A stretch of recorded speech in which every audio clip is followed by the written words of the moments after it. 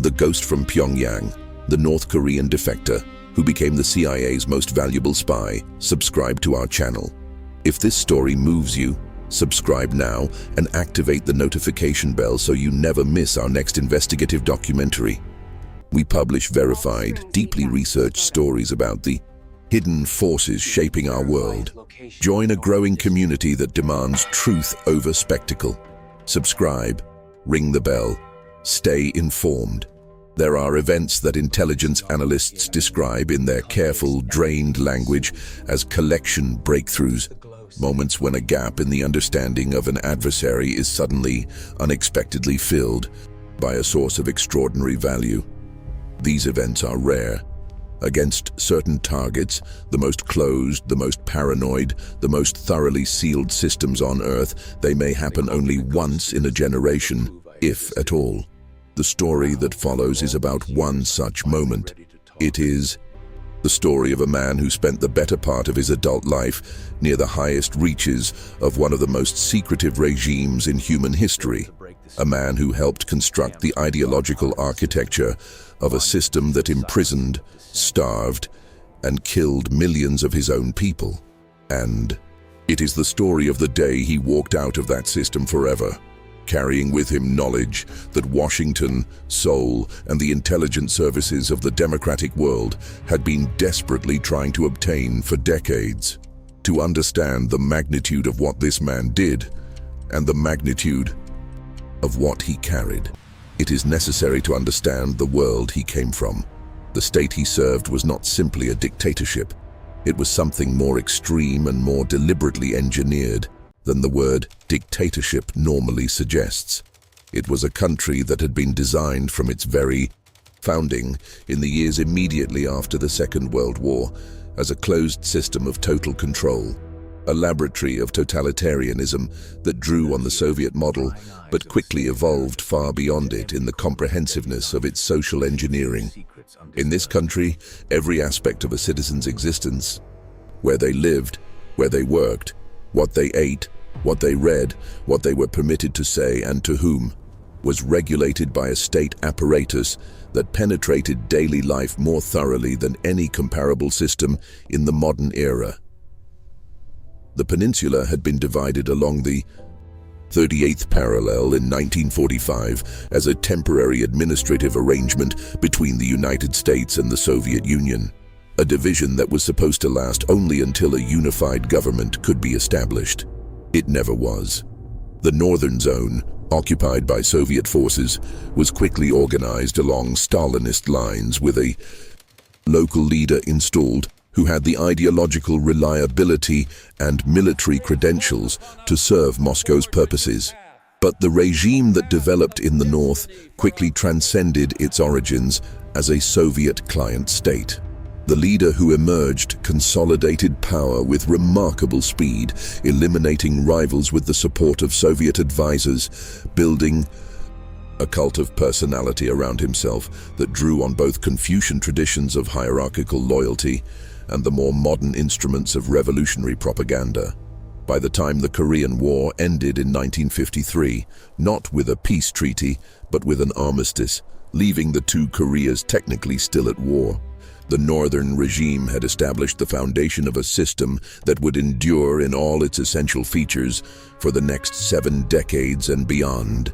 What made the northern system distinctive, what set it apart from even the most oppressive of its communist contemporaries, was the comprehensiveness and sophistication of its control mechanisms. Citizens were not merely required to obey the state, they were required to perform genuine belief in it, and the performance of belief was monitored constantly. The network of informants built into the social fabric of every workplace, every neighborhood, and every family unit meant that private speech was virtually impossible. People learned to think in 2 registers simultaneously: the private truth of what they actually observed and experienced, and the public truth of what the regime required them to say. The gap between these 2 registers was itself dangerous knowledge, and managing it required a kind of permanent psychological vigilance that shaped the entire quality of life in the country. The social stratification system was perhaps the most ingenious instrument of control. Every citizen was classified into one of three broad loyalty categories: the core class of the reliably loyal, the wavering class of the politically uncertain, and the hostile class of those deemed inherently suspect. And within each broad category, dozens of subcategories that determined with minute precision the life opportunities available to every individual and their descendants. The classification was inherited.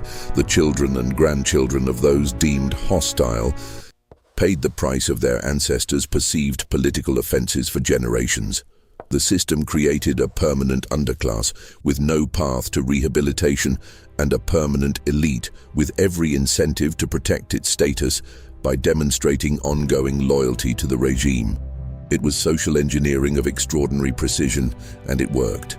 The man whose story this is was born into the elite. His family background placed him among those for whom the system was designed to function as a reward rather than a prison. People whose loyalty was cultivated by the privileges it produced and who rose through the institutions of the state as the state rose itself. He was educated at the most prestigious universities the country possessed, institutions that were reserved for the politically reliable children of the politically reliable.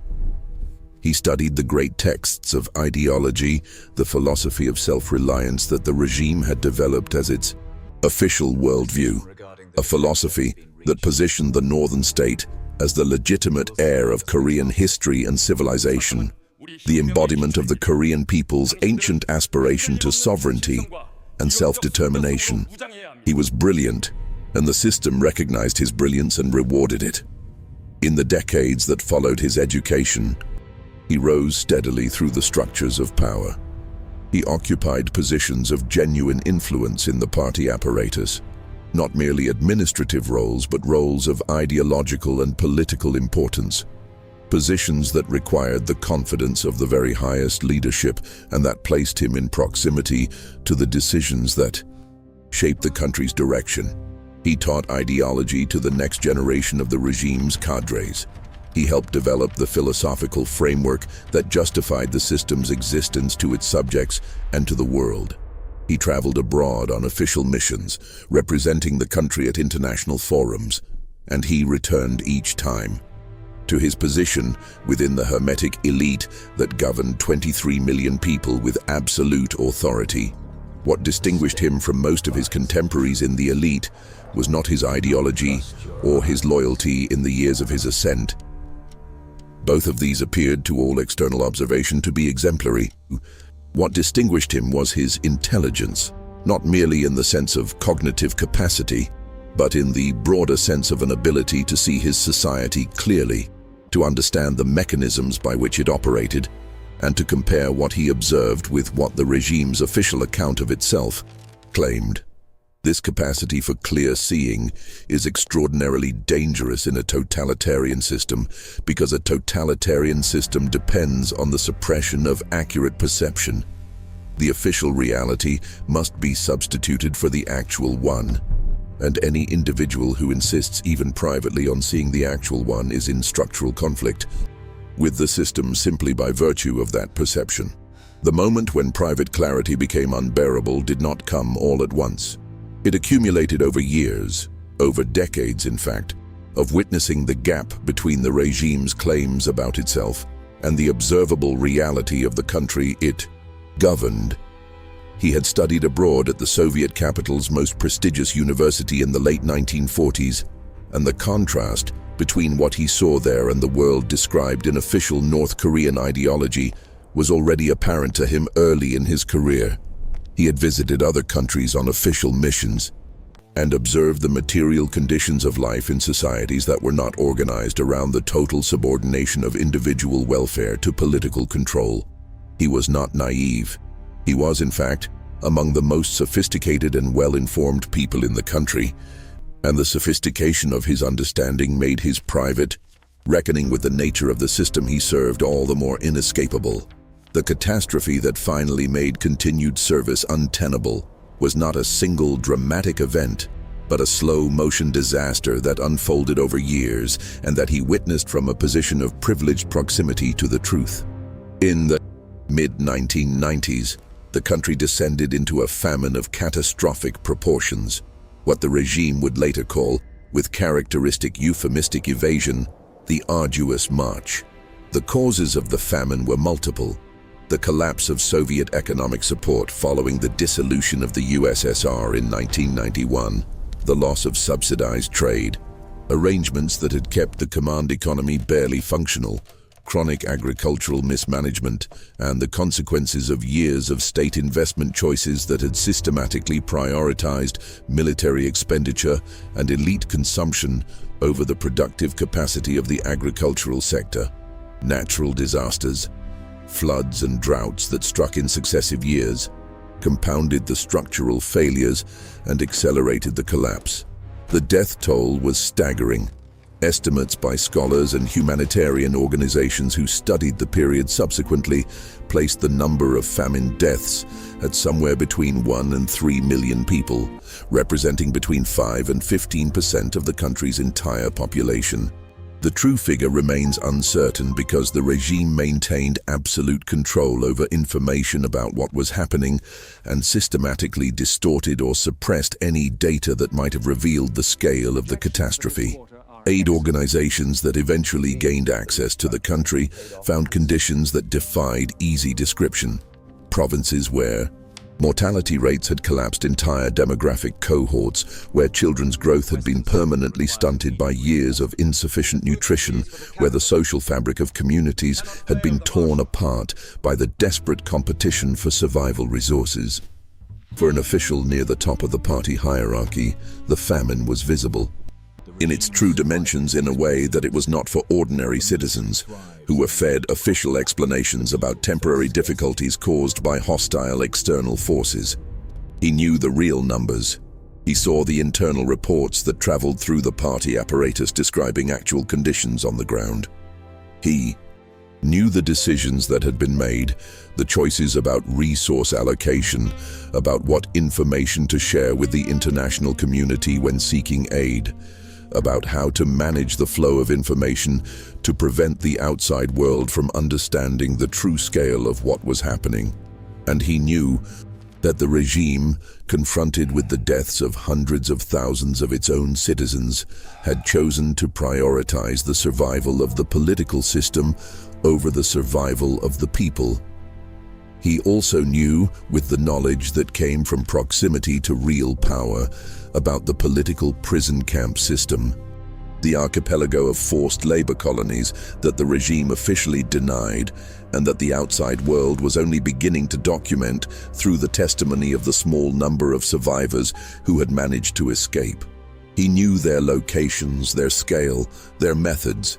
He knew that entire families were imprisoned not for any act of their own, but simply because a relative had been deemed politically suspect.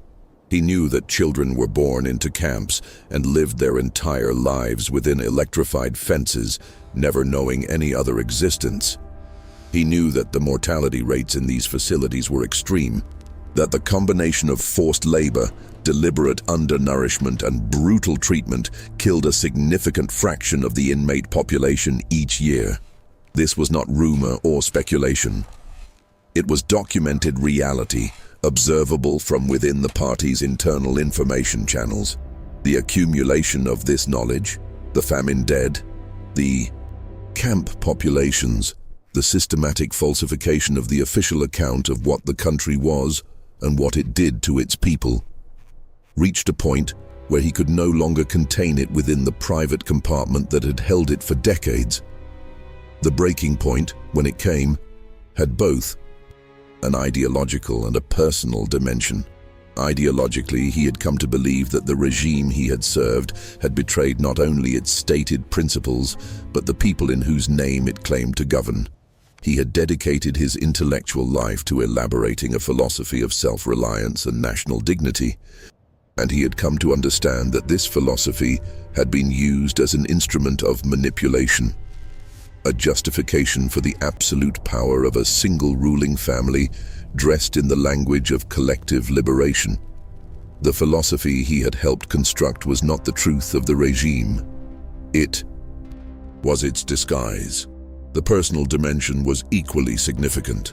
By the mid-1990s, he had been slowly losing the confidence of the ruling leadership, not because of any act of disloyalty, but because of the dynamics of succession within a system where power is exercised through personal relationships rather than institutional processes.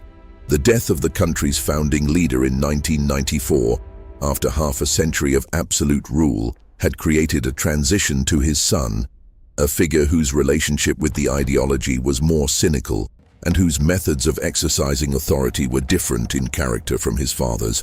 The new leadership's priorities were not those of the old ideological commitment. They were the priorities of personal survival and the perpetuation of dynastic power. Officials who had been close to the founding leader and associated with his vision of governance found themselves marginalized. Their counsel no longer sought, their proximity to power replaced by a suspicious distance. He was among those marginalized. The man who had ranked among the highest figures in the regime's hierarchy, who had served as chairman of the parliament, who had been instrumental in the party's ideological apparatus for 4 decades, who had been the teacher and mentor of the new leader himself, found that his advice was no longer welcome, that his requests to address matters of national importance were deflected, that the access he had enjoyed was quietly but unmistakably being withdrawn. He was not yet in danger of arrest or worse, not yet facing the fate of those who had crossed the new leadership more directly. But the trajectory was visible, and for a man of his intelligence and his knowledge of how the system operated, the trajectory was legible as a warning. In early 1997, he was assigned to travel abroad on an official mission to attend an international symposium in a neighboring country, and under the surface of that diplomatic cover, to seek food aid for a population that was dying of starvation. The mission was a desperate one, an acknowledgement in practical terms of how severe the crisis had become, even as the regime's public posture maintained the fiction that difficulties were temporary and manageable. He carried out the mission, and it failed. The food aid he sought was not forthcoming in the quantities needed. And as he contemplated returning to a leadership that had assigned him a mission he could not complete, that had been watching him with increasing suspicion for years, and that dealt with failure in ways that were difficult to survive, the calculation he had been privately working through for years finally reached its conclusion. He decided to defect. The decision was made, he later wrote in a memoir, with the knowledge that it would cost him everything he had left, the family he would be abandoning to whatever consequences the regime would impose on them, the country he had served his entire adult life, the intellectual legacy he had constructed over 4 decades, and any reasonable hope that his act would produce the change he had come to believe was necessary. He defected, not because he expected his defection to bring down the regime. He had too clear-eyed an understanding of its resilience for that. He defected because he could no longer in conscience be part of it. He defected because, in his own words, he had seen the truth of history and could not continue to pretend otherwise. The mechanics of how he crossed the line are documented in subsequent accounts and were widely reported at the time. During a stopover on his return journey from the international symposium, he and an aide made their way on foot to a diplomatic mission of the country he was defecting to, using a ruse of ordinary commercial activity as cover for their actual destination. The mission was dramatic in its simplicity. 2 men walking away from everything, entering a building that represented the beginning of a completely different life. The regime in which they had spent their entire adult lives immediately grasped what had happened and responded with fury. The country's state media described the defection as kidnapping. Threats of retaliation were issued. The diplomatic mission where the 2 men had sought refuge was surrounded by local security forces responding to pressure from the regime. The standoff that followed lasted for weeks, with the government of the country providing the refuge caught between its relationship with the regime, demanding the return of the defectors, and its relationship with the country that was receiving them. Days after the defection was announced, a man who was a relative of one of the regime's leadership and who had himself defected years earlier was shot outside his home by assailants widely believed to be agents of the Northern regime. He survived the attack, but the message was unmistakable. The regime's response to defection by those who knew its secrets was not merely political denunciation. It was, when politically feasible, physical elimination. This was not a surprise to anyone who had studied the regime's history of operations against defectors and dissidents abroad, operations that included assassinations, kidnappings, and the use of chemical agents. The threat was real, systematic, and backed by an intelligence apparatus that had demonstrated its reach across multiple countries and decades. After weeks of tense diplomatic negotiation involving at minimum 3 governments and conducted against the backdrop of a deepening humanitarian crisis in the country he had left, the defector was permitted to travel to a 3rd country and then finally to his destination, arriving escorted by fighter jets of the receiving country's air force. 67 days had passed since the morning he walked into the diplomatic mission. He arrived in the south to a reception that reflected the extraordinary nature of what he represented, a man who had ranked among the highest figures of the regime, who had been its chief ideologist for 40 years, who had taught the current leader himself, and who had chosen to walk away. Analysts compared the significance of his defection to figures from the darkest chapters of European history, suddenly changing sides. The architect of a totalitarian ideology arriving to testify against it. The intelligence value of what he carried was immense, and the debriefing process that followed his arrival was extensive and sustained. In the years after his defection, he reportedly gave over 300 private briefings to intelligence and policy officials, as well as conducting interviews with journalists, academics, and foreign governments. What he could provide was not merely information, though the information was of extraordinary quality, but a form of understanding available only to someone who had occupied the positions he had occupied for the time he had occupied them. He could speak from the inside about how the regime made decisions, what the leadership actually believed as opposed to what it said publicly, how the official ideology related to the practical mechanics of power, and what the regime's true strategic calculations were on questions of enormous importance to the outside world. Among the most consequential subjects on which he testified was the nuclear weapons program. By 1997, the question of North Korea's nuclear ambitions had already been the subject of years of international crisis. The country had been developing nuclear capabilities since the early 1960s, when the Soviet Union provided technical assistance for a research reactor at its primary nuclear research center, a facility located approximately 90 kilometers north of the capital, in a compound that would become the focal point of international proliferation anxiety for the following 6 decades. The 5-megawatt experimental reactor constructed there in the early 1980s was a gas-cooled, graphite-moderated design particularly suited to producing weapons-grade plutonium. By 1990, the country had begun operating a reprocessing facility to separate plutonium from spent reactor fuel, and by 1994, estimates suggested it had extracted perhaps enough fissile material for 1 or 2 crude nuclear devices. The international confrontation over the nuclear program had reached a crisis point in 1992, when the International Atomic Energy Agency conducted its first inspection of the nuclear facility and immediately found significant discrepancies between what the country had declared and what the evidence on the ground suggested. The IAEA found indications that the country had reprocessed substantially more plutonium than it had admitted, raising the alarming possibility that weapons-grade material had already been extracted. When the regime blocked access to nuclear waste sites that might have resolved the discrepancy, the confrontation escalated rapidly. In March 1993, the regime announced its intention to withdraw from the Nuclear Non-Proliferation Treaty, making it the first country to attempt such a withdrawal. and triggering a crisis that dominated the foreign policy agendas of the United States, its Asian allies, and the international non-proliferation community. The crisis was partially resolved by the agreed framework of October 1994, a bilateral agreement between the United States and the Northern regime in which the regime agreed to freeze its plutonium-based weapons program in exchange for the provision of light water reactors and fuel oil, the normalization of political and economic relations, and formal security assurances.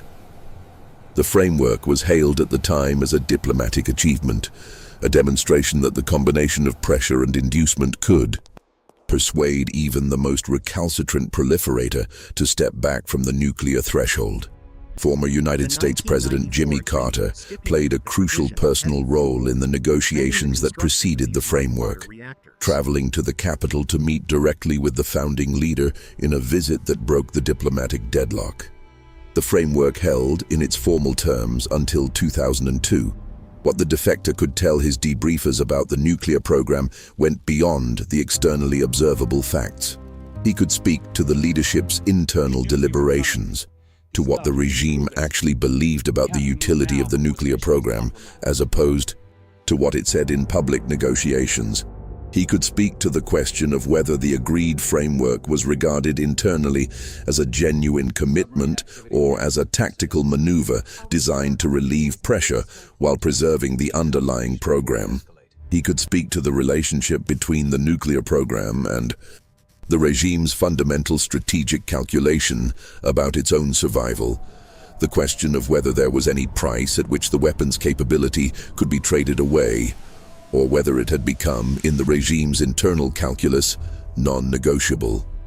What the intelligence derived from his debriefings confirmed, and what subsequent events bore out comprehensively, was that the regime's commitment to the nuclear program was not a negotiating position but an existential decision. The leadership had studied the fates of regimes that had surrendered weapons of mass destruction programs under international pressure, and had drawn the lesson that such surrender was invariably followed by greater vulnerability, not greater security. The program was not, at its core, a military instrument. The regime's conventional military forces were in many respects more immediately significant for deterrence purposes. It was a political instrument, the ultimate guarantor of regime survival, the asset that made direct external intervention against the regime catastrophically costly in a way that deterred the United States and its allies from the military options that had been exercised against other regimes deemed adversarial. This assessment had profound implications for the diplomatic frameworks that the international community had constructed around the nuclear question. If the Defector's account of the regime's internal deliberations was accurate, and subsequent events provided strong evidence that it was, then the six-party talks that were launched in August 2003, bringing together the United States, the two Koreas, China, Japan, and Russia in a multilateral framework designed to negotiate denuclearization, were premised on an assumption about the regime's flexibility that the regime itself did not share. The talks produced a joint statement in September 2005, in which the Northern regime pledged to abandon its nuclear weapons activities and return to the NPT in exchange for security, assurances and energy assistance, a statement that was hailed as a breakthrough. The regime subsequently resumed its nuclear activities, expelled IAEA inspectors, and conducted its first nuclear test in October 2006. The October 2006 test used a plutonium-based device and produced a yield that was smaller than expected, suggesting either that the device had not functioned as designed or that it was a deliberately conservative test. United States intelligence agencies confirmed the test's nuclear nature through atmospheric sampling and seismic analysis. 5 more nuclear tests followed, in 2009, 2013, 2016 twice, and 2017, the last of which produced a yield estimated at between 140 and 250 kilotons, and was assessed as potentially a thermonuclear device, a hydrogen bomb, representing a qualitative as well as quantitative leap in the program's advancement. In parallel with the nuclear testing, the regime conducted an extensive ballistic missile development program, testing progressively longer-range missiles until, by 2017, it had demonstrated the theoretical capability to reach the continental United States with a nuclear warhead. The Defector had warned, in the years after his arrival in the receiving country, that this trajectory was inevitable, that the belief that the regime could be persuaded to surrender its nuclear program through any combination of negotiations, incentives, or pressures was a misreading of what the regime fundamentally was and what it fundamentally wanted.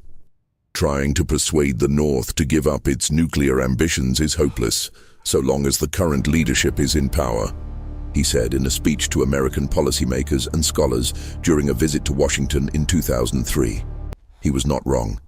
In the 2 decades that followed his visit to Washington, no diplomatic framework, sanction regime, or combination of pressures achieved the denuclearization objective that every successive American administration declared to be its policy.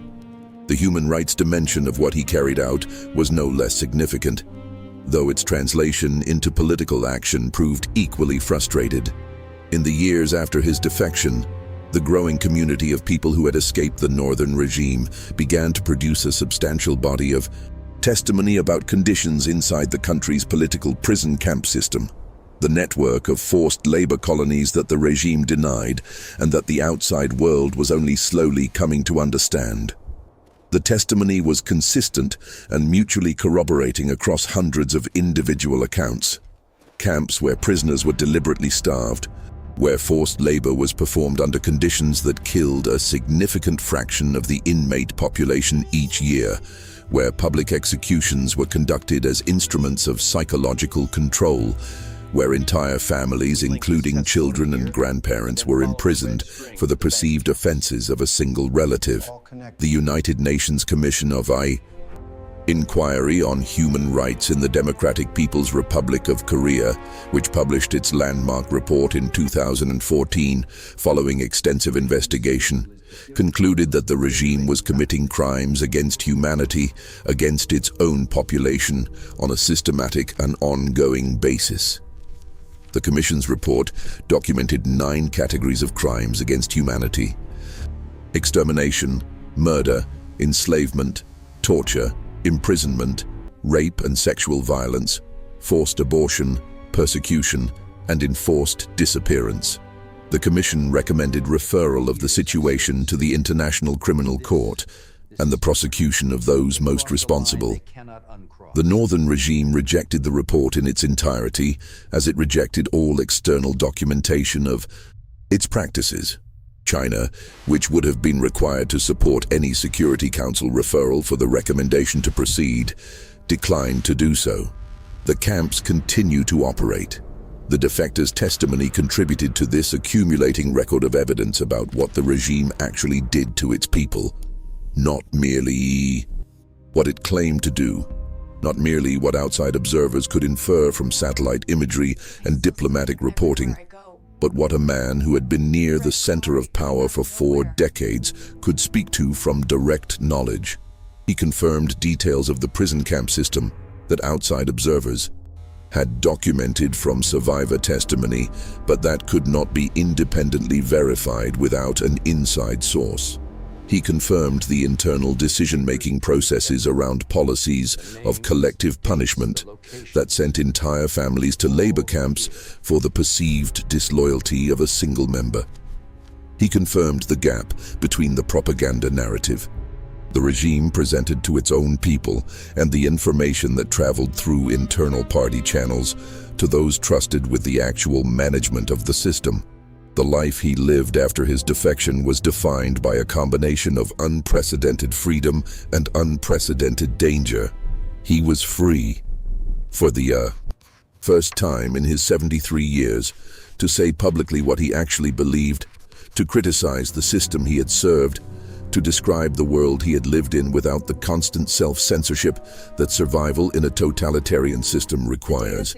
He used this freedom with extraordinary energy, producing books, giving speeches, briefing officials in multiple countries, and continuing to advocate for approaches to the North Korean situation that reflected his understanding of its true nature. In the 6 years between his arrival and his first visit to the United States in 2003, he gave more than 300 private briefings. He published over 20 books and treatises. He became the chairman of a research institute dedicated to the democratization of the northern state and spoke with the moral authority of someone who had helped build the system he was now working to dismantle. But freedom came paired with permanent threat. The regime that had denounced him as a traitor and a coward, the leader whose administration he had abandoned, had publicly stated that defectors could leave if they wanted, in a formulation whose contempt was designed to mask the fury underneath, maintained its intention to eliminate him. In December 2006, a parcel addressed to him contained a hatchet and a photograph of him covered in red paint. A crude but unambiguous message about the regime's intentions. In April 2010, South Korean security authorities announced that they had arrested 2 agents who had been sent specifically to assassinate him. The agents had posed as ordinary defectors, using the cover of the growing community of people who had fled the north to infiltrate his security environment. They had reportedly trained for 4 years in preparation for the mission. Prosecutors quoted them as having been ordered to slit the betrayer's throat. Both were convicted and sentenced to 10 years in prison. He received the news of the assassination attempt with the equanimity of a man who had made his peace with what his choices had cost and continued to cost him. "Death is just death," he said to reporters after the arrests. "There is no difference between dying of old age and being killed." It was a statement that reflected both genuine philosophical acceptance and the particular exhaustion of someone who had been living under the shadow of state-sponsored murder for 13 years. He continued his work. He continued to speak, to write, to brief, to advocate. He continued to be, in the words of the analysts who had observed his defection, as one of the most consequential intelligence events of the post-Cold War era. A man who had changed the information landscape of the most important and most dangerous intelligence problem in East Asia. He died in October 2010 in his apartment in the capital of the country that had given him refuge, of a heart attack. He was 87 years old.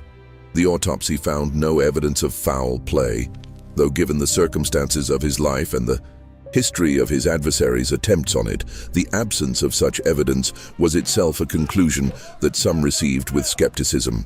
His death came on the same day that the regime held a massive military parade to mark the 65th anniversary of the founding of the ruling party.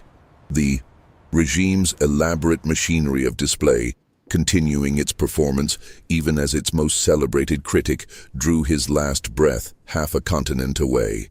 The South Korean government and the country's conservative political establishment mourned him as a hero. The former president who had granted him asylum 13 years earlier called him a great patriot. Former prisoners and human rights activists who had found in his testimony a validation of their own accounts of suffering offered eulogies that the journalists who covered them described as deeply moving.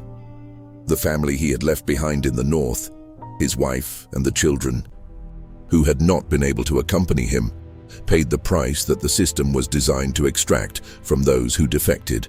His wife, in the months after his departure, died by suicide. One of his daughters died under circumstances described as mysterious, reportedly falling from a vehicle. His surviving children and grandchildren were believed, by analysts who tracked such things, to have been imprisoned in the labor camp system, punished not for any act of their own, but for the act of their father and grandfather in choosing freedom. This was not an exceptional outcome. It was the standard operating procedure of a system that had engineered collective punishment precisely to make the calculation of defection as costly as possible, to ensure that those who considered walking away would do so, knowing that the people they loved most would bear a share of the consequences. The story of the man who left who became, in the carefully guarded language of intelligence professionals, the most significant single source of human intelligence on the inner workings of the Northern regime in the post-Cold War era, is simultaneously a story about one man's conscience and a story about an entire system's moral architecture. It is a story about what happens when a person of exceptional intelligence, embedded in a totalitarian structure that has relied on that intelligence for decades, reaches the point where the private accounting of what he knows and what he has been part of can no longer be managed in silence. It is a story about the limits of the logic of institutional loyalty, the point at which service to a system that has revealed its true nature becomes indistinguishable in the moral accounting of the person doing the serving from complicity in what that nature entails. What the story does not offer and cannot offer is a clear accounting of its consequences, the intelligence he carried out, the assessments of the regime's nuclear calculations, the descriptions of its decision-making processes, the confirmation of its practices toward its own population, informed policy deliberations and intelligence analyses at the highest levels of multiple governments for years. Whether those deliberations produced outcomes commensurate with the knowledge they were informed by is a question that historians, analysts, and policymakers continue to debate. The nuclear program that he predicted could not be negotiated away has not been negotiated away. The camps that he confirmed exist continue to operate. The system he described has proven more durable than almost anyone at the time of his defection predicted. And yet the accumulation of testimony from him and from the tens of thousands of others who have found their way out of the Northern system over the years since has built something that may outlast the immediate policy failures it has accompanied. The record now exists, documented, cross-referenced, corroborated by satellite imagery and forensic analysis, and the consistent accounts of hundreds of survivors and insiders.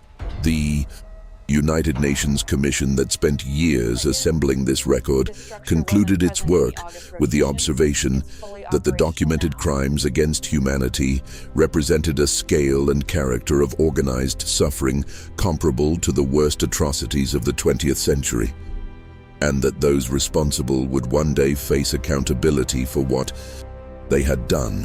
When that day comes, and serious scholars of totalitarianism have long argued that it will come, the record assembled in part by this man's testimony will be part of the evidentiary foundation on which that accountability is built.